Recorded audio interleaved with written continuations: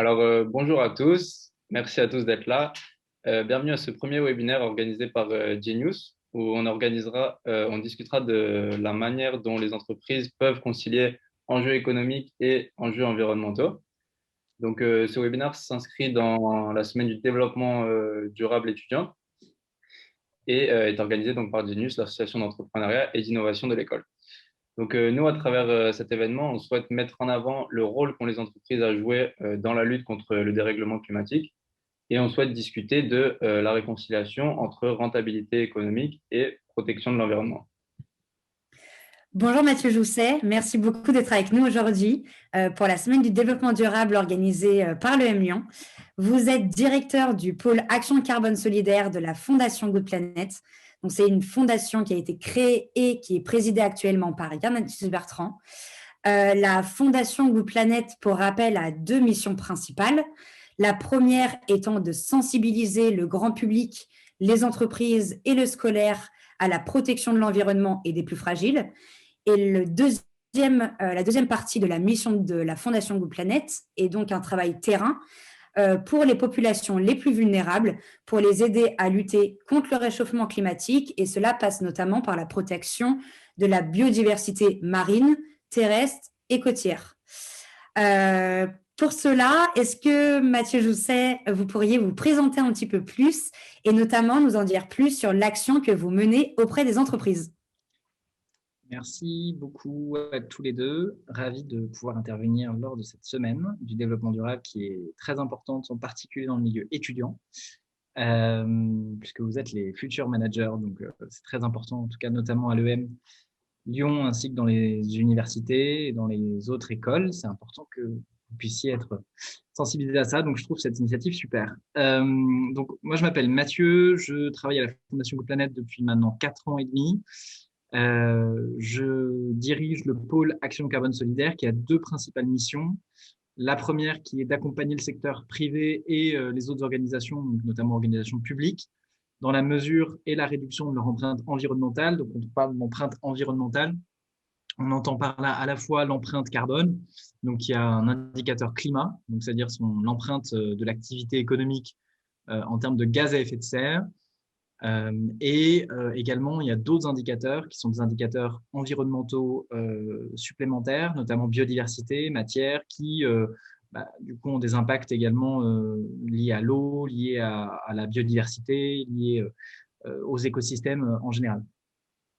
Donc ça, c'est la première mission, c'est d'accompagner les organisations dans la mesure et la réduction de leur empreinte environnementale. Et puis, un deuxième aspect qui est d'accompagner les populations les plus précaires dans la lutte contre le changement climatique, en leur apportant des solutions concrètes pour améliorer leur niveau de vie et lutter contre le changement climatique. Et donc, dans plusieurs domaines, 3 en particulier, l'amélioration de l'accès à l'énergie, la protection et la restauration de la biodiversité, et enfin, l'agriculture durable. Et donc, on intervient à la fois en France et à l'international. En France, avec un focus agriculture durable, et à l'international sur les 3 programmes que je vous ai cités. On a également 2 autres types de projets que sont la valorisation des déchets ainsi que la construction d'écoles bioclimatiques. Voilà. Ok. Est-ce que, du coup, pour comprendre un petit peu mieux, est-ce que vous travaillez avec tout type d'entreprise? En fait, quelle est la motivation de ces entreprises à développer un partenariat avec la Fondation Good Planet et sur quel type de projet vous travaillez avec elles? Alors, on travaille avec les entreprises sur la première et la deuxième mission que je vous ai présentées. Donc, sur l'accompagnement d'entreprises, on travaille surtout sur l'accompagnement climatique. Enfin, il y a un important focus sur l'accompagnement carbone. Donc, sur ce volet-là, on travaille majoritairement avec les entreprises qui sont des PME ou des ETI. Donc, qui sont, je dirais, entre effectivement, je dirais 150 salariés, pouvant aller jusqu'à 1000, 1500. Là, on peut aller vers à peu près cette taille-là. Et puis après, pour l'accompagnement des projets de terrain, donc qui se fait soit par du mécénat environnemental, donc de la donation défiscalisable, soit par de la finance carbone, qui veut dire qu'ils vont soutenir des projets qui vont éviter des émissions de gaz à effet de serre ou en séquestrer, donc ce qu'on appelle des projets de compensation carbone Donc ça, c'est les deux méthodes de financement. Là, on travaille avec des entreprises de toute taille, TPE, PME, ETI, grands groupes, pour l'achat qu'on appelle aujourd'hui de crédit carbone. Donc, ils sont aujourd'hui les projets qu'on appelle de contribution à la neutralité carbone. Voilà, donc ça, c'est à peu près les tailles et les typologies d'entreprises. D'accord, donc par exemple, sur le dernier exemple que vous évoquiez, les entreprises vont donc faire un bilan avec la Fondation Good Planet, et du coup, la Fondation va estimer un petit peu les émissions de gaz à effet de serre. Et ensuite, il va avoir donc, elles vont être capables de compenser finalement, enfin de participer à la neutralité carbone en reversant un montant particulier selon leur gaz à effet de serre. Et ce montant-là va être utilisé du coup par des projets qui vont être gérés par le pôle Action Carbone Solidaire sur du coup des projets comme évoqué précédemment et qui vont aider la biodiversité, etc. Alors, ça, disons que cette approche, elle tend à être de plus en plus complexe et la priorité aujourd'hui doit être donnée à la réduction. Donc, je vais vous préciser un petit peu les tenants et les aboutissants. C'est-à-dire que aujourd'hui, on a une qualification de nos partenaires financiers qui tente à être de plus en plus stricte, de plus en plus complexe. Par exemple, à la fois dans la communication, quand je parle des projets, à la fois dans la communication qui est faite par ces entreprises sur les projets soutenus. Par exemple, on n'accepte plus aujourd'hui d'entreprises qui disent qu'elles sont neutres en carbone par le soutien des projets, ainsi que des entreprises qui, par exemple, n'ont pas eu d'action de réduction avant de soutenir des projets de finance carbone. Donc, de plus en plus, on essaie de le maîtriser. Parfois, il y en a quelques-unes qui passent à travers les mailles, mais en tout cas, je dirais que 90% des entreprises avec qui on travaille aujourd'hui, petit à petit, elles sont dans cette obligation de se conformer. Pourquoi? Parce que effectivement, le préalable sur la partie carbone, le premier travail, c'est de mesurer, c'est savoir qu'est-ce qu'une entreprise aujourd'hui émet comme gaz à effet de serre. On sait qu'aujourd'hui, majoritairement, le secteur privé est responsable du réchauffement climatique. C'est aujourd'hui une des études faites par le Climate Disclosure Project, donc le CDP. C'est une organisation qui fait vraiment autorité aujourd'hui et qui classe les entreprises et leurs politiques climatiques. Tous les ans, il y a un rapport. Eh bien, elle a précisé que 100 entreprises aujourd'hui dans le monde sont responsables de plus des 2/3 des émissions de gaz à effet de serre. Donc majoritairement les entreprises dans le domaine de l'énergie, qui sont des entreprises dans le domaine effectivement du gaz, du pétrole, et qui sont du coup généralement, c'est assez logique puisque c'est les combustibles fossiles, la combustion des énergies fossiles qui est en grande partie responsable du changement climatique. Donc ces entreprises-là sont en grande partie responsables du réchauffement. Pour après plein de raisons, mais parce que s'il y a des consommateurs pour ça, mais en tout cas elles produisent beaucoup de gaz à effet de serre. Donc, d'abord, c'est de savoir combien est-ce que j'émets de gaz à effet de serre. Ensuite, c'est de savoir comment est-ce que je dois, dans quelle mesure est-ce que je dois les réduire pour ne pas, je dirais, contribuer à des réactions en chaîne. Ces réactions en chaîne, elles ont été cataloguées, c'est-à-dire qu'il ne faut pas qu'on aille au-delà d'un réchauffement de 1,5 degré ou jusqu'à 2 degrés à horizon 2100.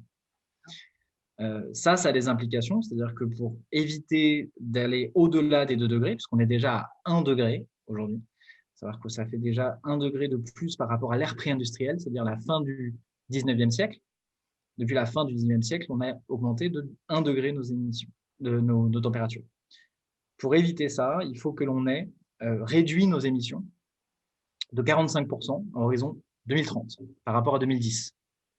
Et donc ça, nous, on fait ce travail-là avec les entreprises, c'est-à-dire qu'une fois qu'on les a aidées à mesurer, on va travailler avec elles pour aller vers ce point de chute, pour qu'elles puissent atterrir avec des niveaux compatibles avec l'ambition nécessaire pour atteindre ces moins 45% horizon 2030 au global.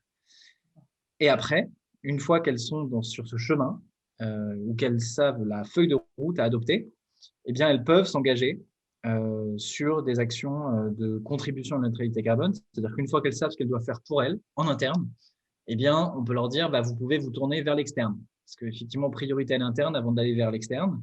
Et donc, l'externe, c'est de dire, maintenant, on peut, pendant qu'on fait cette réduction, aller au-delà et soutenir des projets qui n'ont rien à voir avec notre activité, donc ce qu'on appelle la compensation carbone. Donc, je m'appelle effectivement banque X ou Y ou entreprise X ou Y dans le textile, eh bien, je peux soutenir un projet de biogaz, soutenir un projet de puissance solaire, soutenir un projet de restauration de mangroves qui va avoir un impact positif sur le climat. Voilà. C'est un petit peu la logique, mesurer, réduire, contribuer. C'est ces 3 étapes-là sur lesquelles nous, on travaille. D'accord, très bien. Et est-ce que vous avez observé une demande croissante des entreprises à vouloir améliorer justement cette démarche RSE? Tout à fait. Alors, ça, c'est une démarche qui, enfin, on le voit, hein, on a une augmentation du nombre de demandes entrantes de la part de beaucoup d'entreprises, à la fois grands groupes comme petites moyennes entreprises ou ETI. Donc, il y a vraiment un mouvement où on sent c'est un mouvement de fond hein, qui va au-delà des simples contreparties de communication ou juste de s'acheter une bonne conscience. Hein. On sent qu'il y a une vraie envie de changer. Et avec des marques qui sont dans un mouvement vraiment de réflexion profonde sur leur modèle économique, sur leur façon de faire du business, sur leur façon de penser leur stratégie. Alors, on a toujours des entreprises qui viennent plus par une volonté de se distinguer sur le marché et de faire du développement durable un atout uniquement marketing. Hein. Ça, on en a effectivement, et c'est souvent un moyen pour nous aussi de les convaincre qu'il faut que ça aille aussi au-delà si on veut que ce soit durable. Mais je dirais qu'au départ, voilà, toute envie de changer, qu'elle soit en surface ou en profondeur, mérite de discuter aussi avec les entreprises, essayer de les accompagner vers le changement le plus profond. Et ça, c'est notre rôle. C'est de dire toute demande entrante de la part d'une entreprise, qu'elle soit pour de la communication ou un changement stratégique, ça nous intéresse. Et l'idée est de transformer l'essai pour qu'on puisse les convaincre d'aller le plus loin possible. Voilà. D'accord, très bien. Merci beaucoup, c'est très clair pour toute cette partie Fondation Good Planet et le rôle que vous avez auprès des entreprises. C'est très bien qu'il y ait des organisations et des associations comme vous pour aider les entreprises à se développer justement positivement.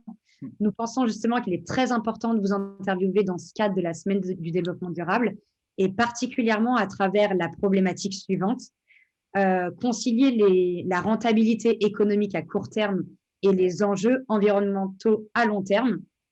Est-ce que finalement, c'est une mission impossible? Donc, vous avez déjà répondu finalement. La prochaine question était de vous demander si finalement cet engagement et cette démarche concerne toutes les entreprises. Vous avez du coup déjà répondu sur le fait que toute entreprise, peu importe la taille et peu importe le secteur, peuvent changer soit en profondeur, soit tenter en tout cas de changer pour améliorer les prochaines années. Donc, dans ce cadre-là, il y a Théo qui a une prochaine question. Moi, je voudrais rebondir sur ce qu'on disait. En fait, on a beaucoup parlé du coup, de transformation des entreprises et donc par la suite de compensation.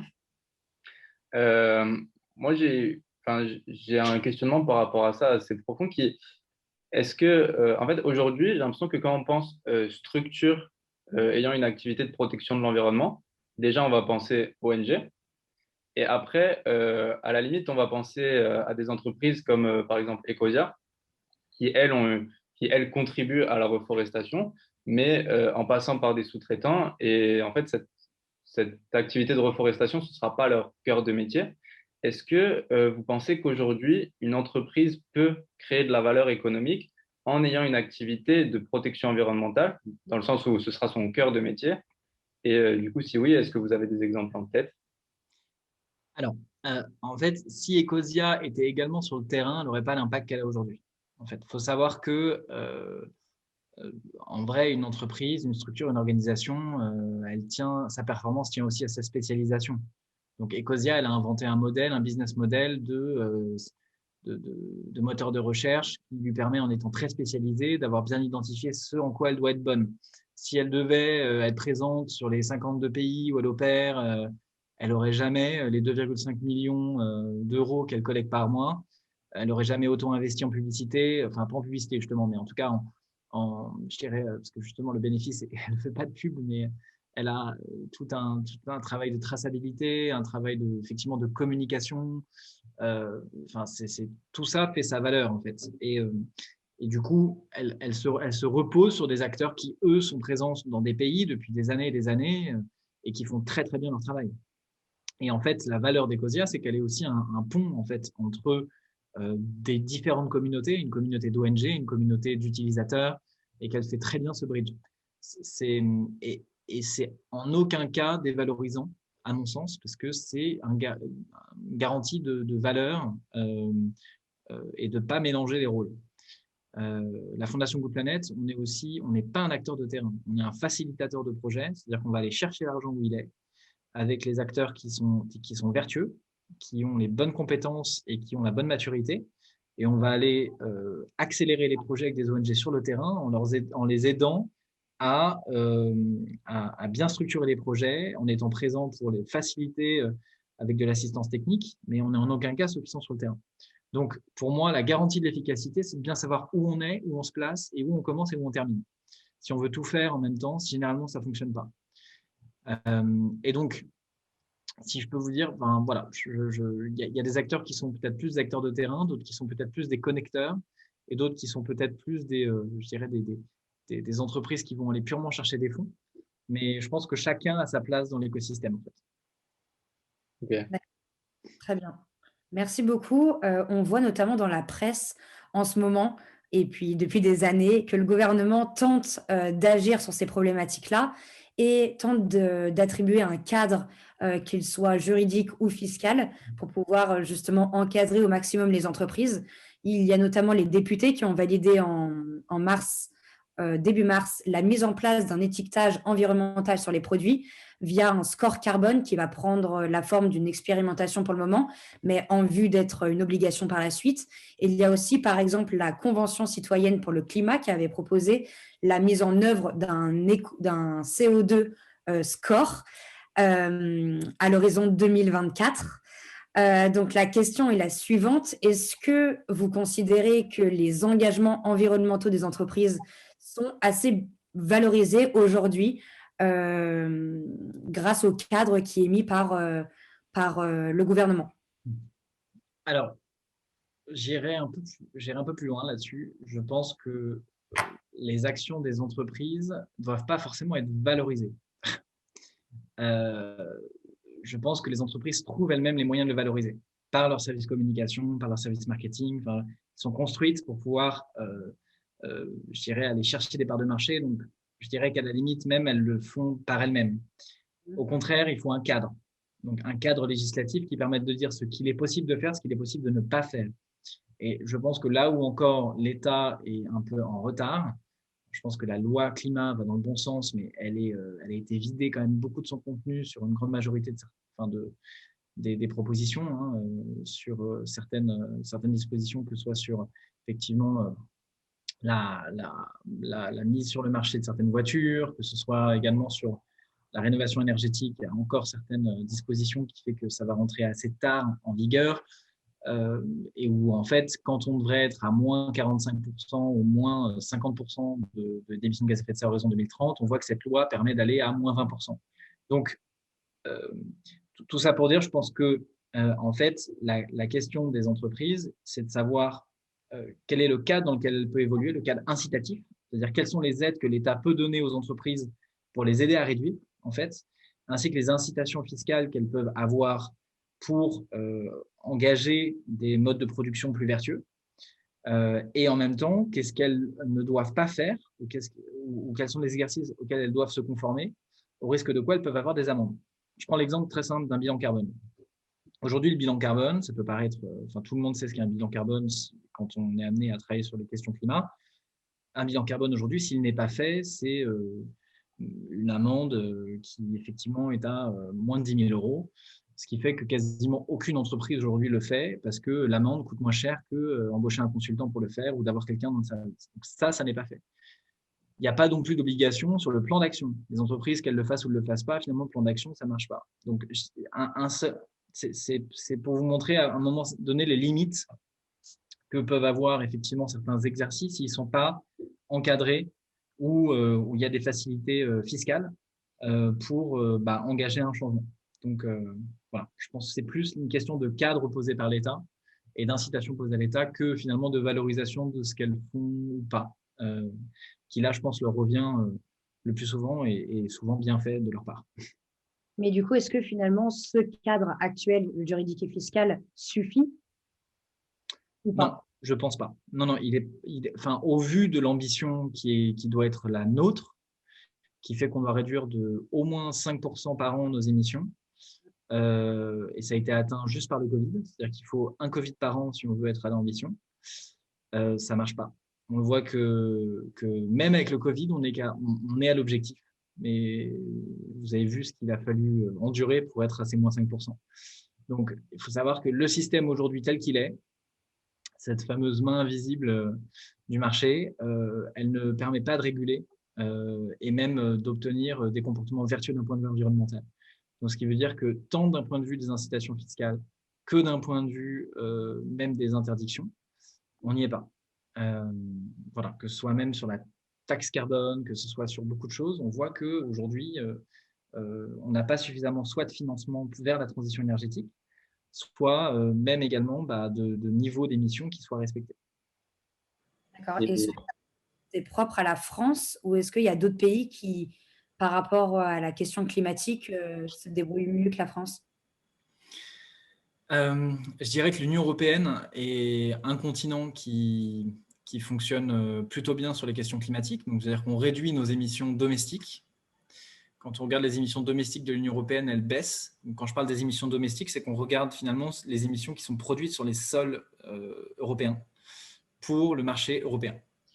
Donc, ces émissions-là, petit à petit, tous les ans, réduisent depuis les années 2010. On voit qu'on est sur cette trajectoire de réduction.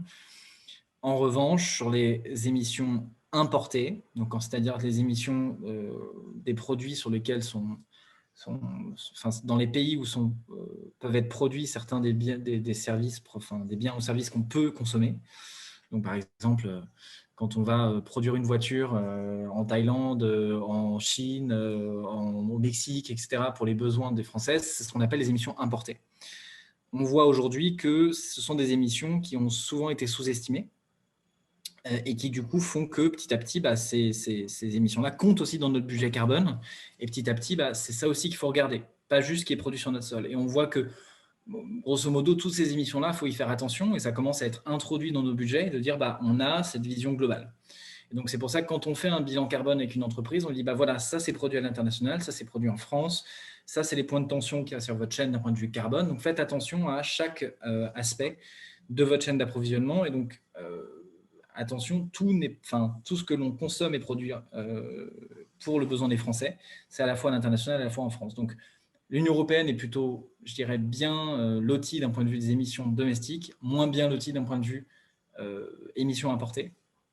Et on voit aujourd'hui que les autres pays, la Chine, ça continue d'augmenter. Les États-Unis, ça baisse un petit peu.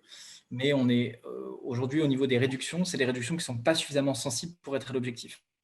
La seule boussole, c'est la boussole de l'accord de Paris, des trajectoires de neutralité carbone des pays.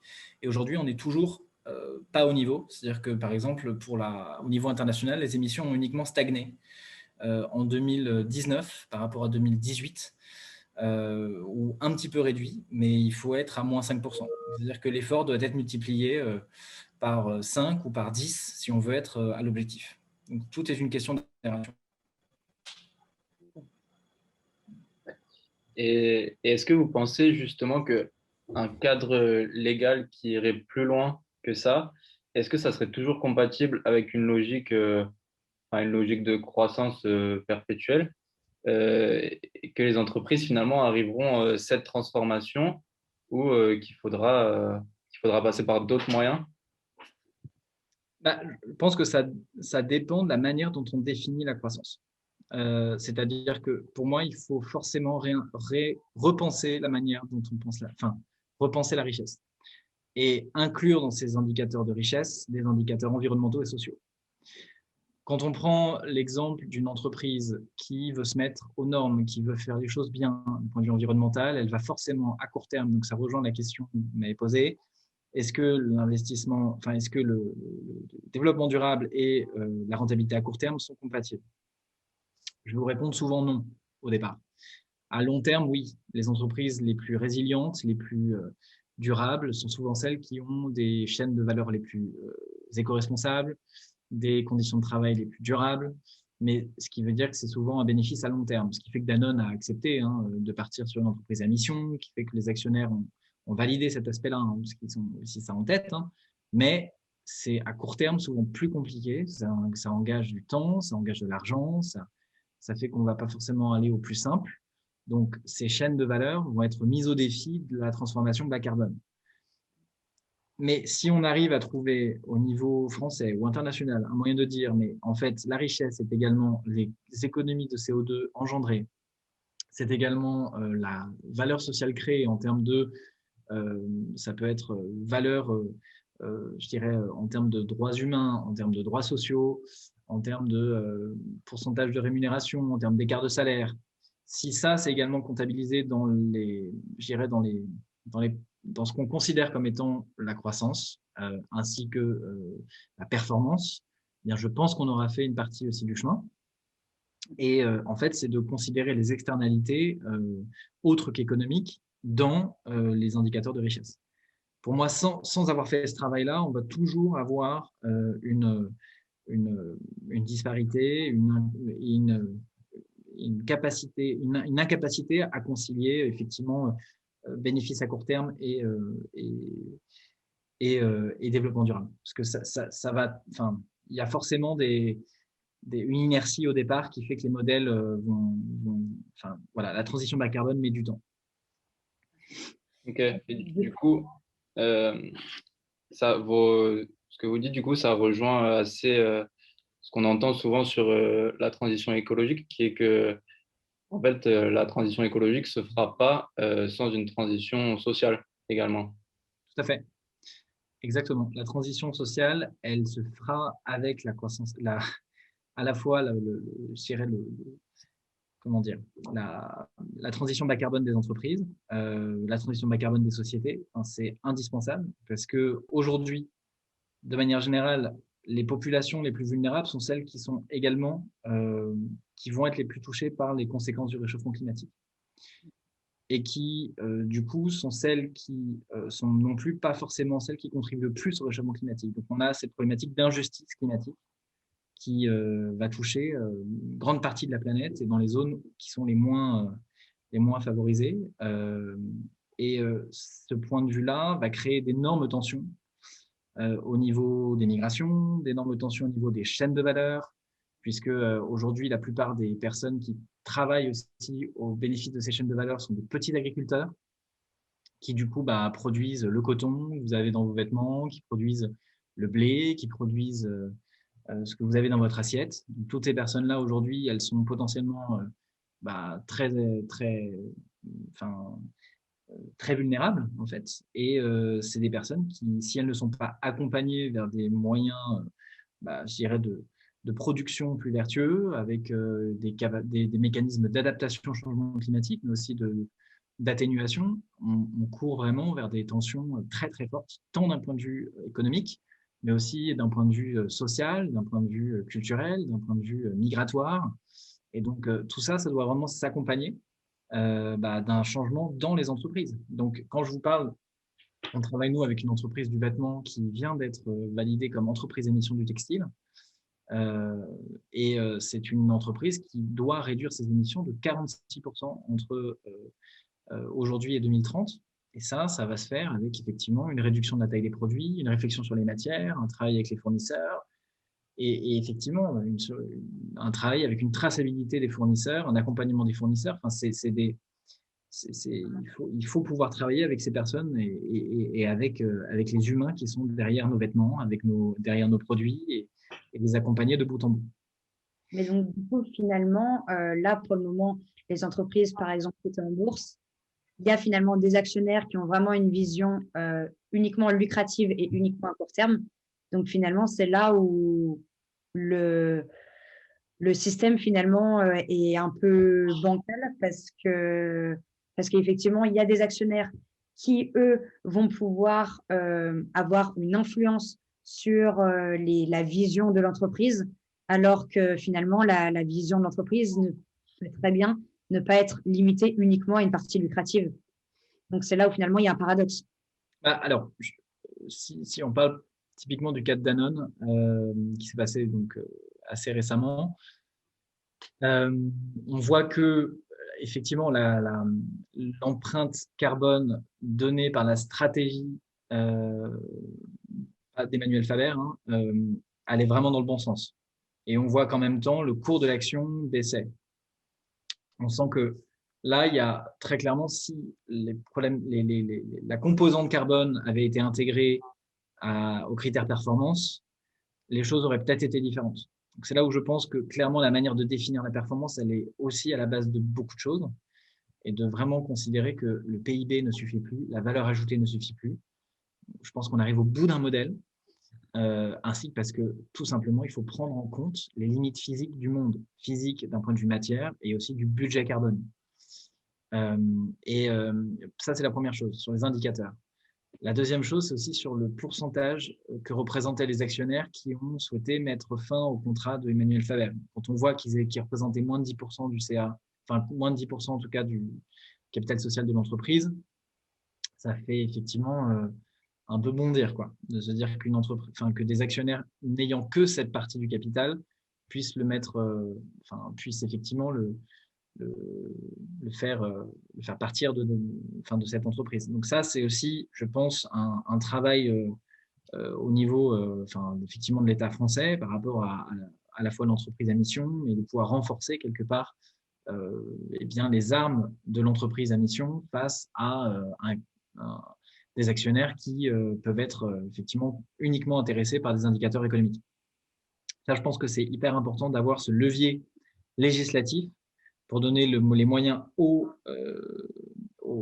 dirigeants d'entreprises à mission face à d'autres actionnaires minoritaires, et bien d'avoir des arguments de poids, quoi, en termes de veto, en termes de droit de vote supplémentaire ou en termes de peut-être, je dirais, arguments social et environnemental par rapport au statut de l'entreprise. Donc de faire primer aussi le statut de l'entreprise par rapport à des arguments qui ne seraient que financiers ou du cours de l'action, quoi. Et effectivement, on a vu, au fur et à mesure des années, on a vu de plus en plus d'entreprises à mission, que ce soit en France ou à l'étranger. Justement, une entreprise à mission, c'est une entreprise qui désigne les nouvelles formes d'entreprise et qui donne statutairement justement une finalité à la fois d'ordre social ou environnemental, en plus du but lucratif. Est-ce que dans le bilan annuel des entreprises à mission, il y a évidemment la partie économique, mais donc il y a aussi maintenant un bilan environnemental et social. C'est bien le cas? Alors, l'entreprise à mission, elle doit s'assigner des objectifs. Donc, qui après effectivement dépendent de son comité, mais elle a pour obligation de se donner un ou plusieurs objectifs sociaux et ou environnementaux. Après, libre à elle de les choisir, mais qui peuvent être par exemple des objectifs de réduction d'émissions de gaz à effet de serre et donc de neutralité carbone, ça peut être un objectif environnemental, des objectifs de protection du droit du travail et d'amélioration des conditions de travail de ses employés. Donc, je dirais qu'aujourd'hui, une entreprise à mission, quelque part, peut avoir des objectifs qui finalement ont pour intérêt de gérer ces externalités négatives, travail, environnemental, etc., etc. Donc, par rapport à ça, elle doit rendre des comptes, effectivement, à ses parties prenantes internes comme externes sur ses objectifs. Et au préalable, avoir une raison d'être. Donc, je dirais que ça, c'est effectivement les principales étapes à respecter. Et donc, oui, sur ces objectifs-là, elle doit rendre des comptes. Après, on est sur un mouvement qui est encore minoritaire, puisque je crois qu'on est à 150 entreprises à mission uniquement aujourd'hui qui ont été autorisées. Donc, c'est un mouvement qui vraiment frémit. On est au balbutiement de ce mouvement. Et donc, l'objectif, je trouve ça un mouvement extrêmement positif parce que c'est un mouvement qui a pour but de prendre conscience des externalités négatives, de les traiter et de les gérer, et ainsi que de se donner des trajectoires, un horizon pour, au niveau carbone, au niveau climat, de se conformer pour la neutralité carbone, ainsi que au niveau social, s'assurer que le droit du travail est respecté, que les choses sont faites dans les normes, dans les règles, aussi bien en France qu'à l'international. Donc ça, je trouve que c'est très positif. Après, voilà, je pense qu'il n'y a pas encore assez de recul. Je pense que c'est une loi qui a, ça date que de 2019. Donc, le loi Pacte, il faut encore voilà, se donner un peu de temps, notamment sur les déclarations de la loi Pacte, notamment sur le droit du travail. Et on sent que ça met un peu de temps. Les entreprises n'ont pas encore tout publié. Enfin bref, les choses mettent un peu de temps, donc il faut encore se donner quelques années avant d'avoir un recul suffisant pour se dire est-ce que c'est efficace ou pas. Mais je pense en tout cas que ces statuts-là doivent être étendus, généralisés à beaucoup plus d'entreprises. Et je pense que c'est un mouvement qui va prendre de l'ampleur. D'accord. Et donc, le départ finalement, effectivement, Danone a bien été la première entreprise cotée à revêtir justement cette forme introductive de la loi Pacte de 2019. Donc, c'est vraiment quelque chose qui a été très positif et qui aussi, je pense, est très motivant pour toutes les parties prenantes de l'entreprise Danone, incluant notamment les salariés. Effectivement, le départ d'Emmanuel Faber a un petit peu bousculé finalement le monde de l'entreprise et notamment a remis sur le devant de la scène un petit peu la vieille polémique qui était est-ce que le social, enfin le côté social / environnemental et le côté environnemental, non, pardon, est-ce que le côté social environnemental d'un côté exclut forcément le côté économique? Donc, vous nous avez répondu que finalement, ça fonctionne ensemble, mais est-ce que vous pensez qu'une entreprise à mission, finalement, met autant, ou est-ce que c'est l'objectif, mais sur le même piédestal le côté environnemental et le côté économique, ou est-ce que le côté économique restera quand même une priorité, sachant que ça reste une entreprise et qu'on est dans une économie financiarisée? Alors, après, ça dépend du statut. Une entreprise, effectivement, a une stratégie avant tout économique. Il faut rester les pieds sur terre là-dessus parce que voilà, elle a fait ce choix.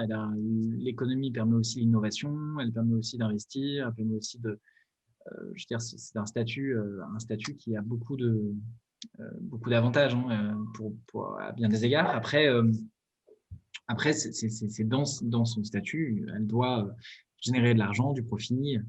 Donc, de fait, c'est souvent plus compliqué pour elle de faire attention à ces questions sociales et environnementales parce que le monde est fait aujourd'hui pour que on aille conquérir des marchés, qu'on fasse complètement qu'on fasse complètement fi des frontières du budget carbone, qu'on aille effectivement puiser dans les ressources pour faire toujours plus de produits. Donc aujourd'hui, on a un système qui est fait pour qu'on mette complètement de côté les frontières finies du monde d'un point de vue du budget carbone et de son empreinte matière.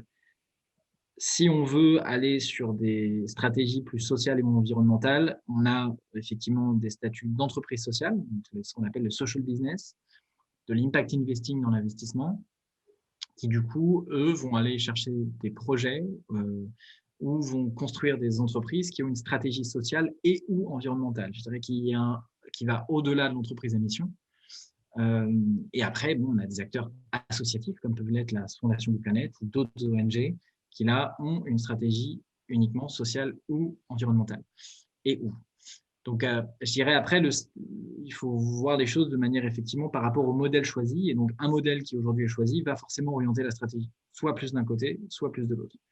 Après, le mouvement positif des entreprises à mission, c'est qu'aujourd'hui, on ne peut plus mettre de côté les conséquences négatives que peuvent avoir son activité économique, soit sur la planète, soit sur le côté social. Donc ça, je pense que c'est très positif de se dire qu'aujourd'hui, quand on démarre une activité économique, on ne peut plus être aveugle par rapport à ce que ça peut générer comme comportement négatif. Et non seulement on ne peut plus le mettre de côté, mais on est obligé de s'y conformer si on veut être une entreprise qui attire de nouveaux clients, qui demain est responsable et qui doit se conformer à la neutralité carbone. Ça va, je pense, devenir incontournable.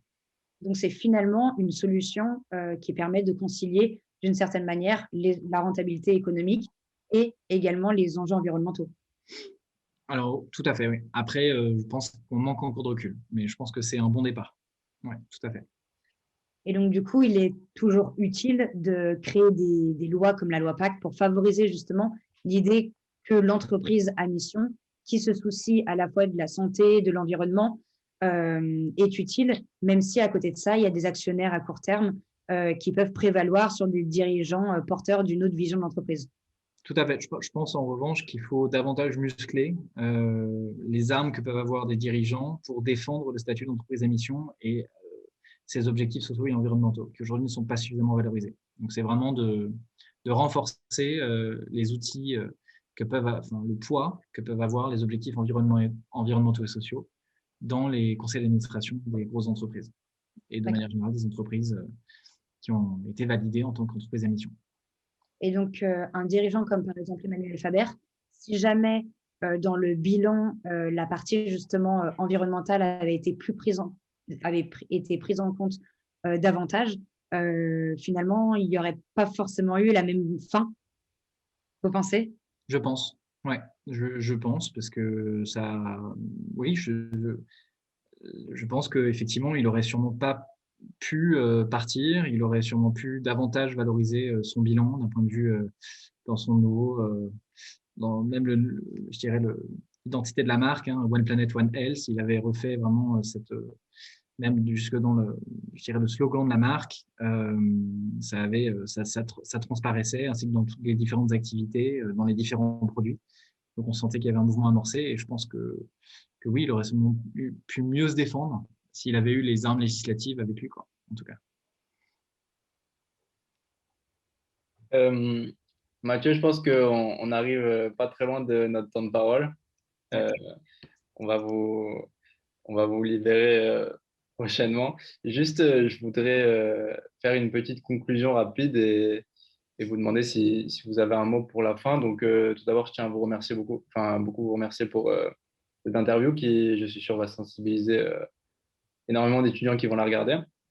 Ce qui ressort pas mal de cette interview assez inspirante, c'est finalement votre côté plutôt très optimiste sur la chose, j'ai l'impression, avec du coup cette idée que l'entreprise finalement reste un levier très très important dans la lutte contre le dérèglement climatique, sous réserve que, donc comme on a dit, on redéfinisse les critères à valoriser, la notion de croissance, la notion de performance pour intégrer voilà, les enjeux climatiques, les enjeux sociaux. Et voilà cette notion aussi, cette idée aussi que la transition écologique ne se fera pas sans transition sociale. Est-ce que vous avez un petit mot de la fin sur ces questions? Non, mais c'est pour vous souhaiter aussi bonne chance parce que ça va être un défi pour vous aussi. Et c'est pas un défi qui n'est pas que le mien, hein, c'est un défi transformationnel qui va irriguer toutes les boîtes. Et ce qui nous attend, c'est énorme. Je pense qu'il va falloir faire vraiment tout ça ensemble. Donc, à la fois, je dirais encourager les bonnes volontés, les volontés réelles de changement, pousser les volontés de changement qui ne reposeraient que sur la communication. Ça, je dis que c'est aussi très important. Et donc de questionner à la fois effectivement la véracité de ce changement, l'honnêteté du changement et de l'encourager par la sensibilisation, par l'information, par effectivement, il faut pouvoir engager les entreprises de manière profonde. Et je pense que c'est un défi qui est passionnant. Ce qui vous attend devant vous dans les boîtes, c'est super. Et je pense qu'on est sur un changement de civilisation qui est énorme. Et je pense que voilà, ça doit pouvoir tous se mobiliser dans toutes les entreprises dans lesquelles vous allez être amené à évoluer ou celles que vous allez créer. Donc voilà, je voulais vous aussi vous communiquer ça et vous dire agir en heureux et voilà, je vous encourage à agir et à être citoyen dans vos boîtes. Ouais, effectivement, on vote avec notre portefeuille, on vote aussi avec notre CV et les entreprises dans lesquelles on choisit de travailler. C'est quelque chose qui est de plus en plus important et on voit effectivement que le côté environnement, écologique, social est de plus en plus important au niveau des étudiants et notamment dans les écoles. À l'EM Lyon, comme dans toutes les autres écoles de commerce, effectivement, c'est de plus en plus mis en avant. Et justement, on espère que cette semaine du développement durable permettra de sensibiliser ceux qui ne le sont pas encore et de sensibiliser encore plus ceux qui le sont déjà. Donc, merci en tout cas beaucoup, Mathieu Jousset, pour ce temps consacré. Je suis sûre que cette interview va permettre à beaucoup d'étudiants de répondre à plein de questions. Donc, merci beaucoup et puis à bientôt, j'espère. Merci beaucoup. Merci beaucoup, Mathieu.